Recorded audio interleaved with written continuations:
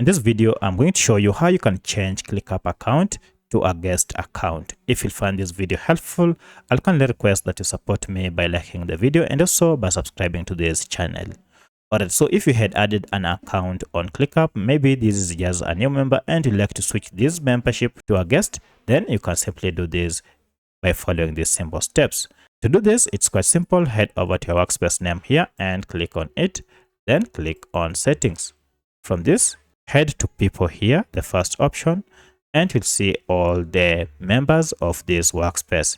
Now, I'd like to go ahead and change this account from being a member to a guest. So if I click on the member under role, now you can see the status. You can change this to a guest, and you're told guest can't use all features or be added to space. They can only access items shared with them. So go ahead and switch the role, and now you can see this member has become a guest.